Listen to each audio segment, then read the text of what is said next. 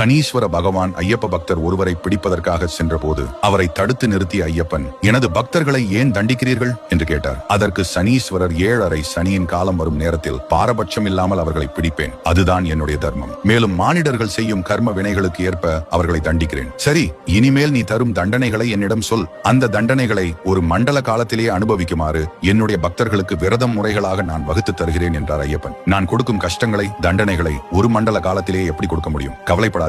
என்னுடைய பக்தர்கள் ஒருவேளை உணவை உண்டு திருப்தி அடைவார்கள். வெறும் தரையிலேயே படுத்து உறங்குவார்கள். கடுமையான பிரம்மச்சரிய விரதத்தை கடைபிடித்து காடு மலைகளை கடந்து என்னை வந்து தரிசிப்பார்கள். அதோடு உனக்கு பிடித்த கருப்பு ஆடைகளிலேயே எனது பக்தர்களை உடுத்தச் செய்து காலணிகளை அணிய விடாமல், முடி திருத்திக் கொள்ளாமல், சுக துக்கங்களில் கலந்து கொள்ளாமல் அனைவராலும் சுவாமி என்று அழைக்கச் செய்வேன். அதிகாலையிலும் மாலை நேரத்திலும் குளிர்ந்த நீரில் எனது பக்தர்களை நீராடச் செய்வேன். அவர்களை நீ உனது கொடூர பார்வையை செலுத்தாமல் மனம் கனிந்து கருணை மழை பொழிந்து அருளாசி வழங்கி வர வேண்டும்.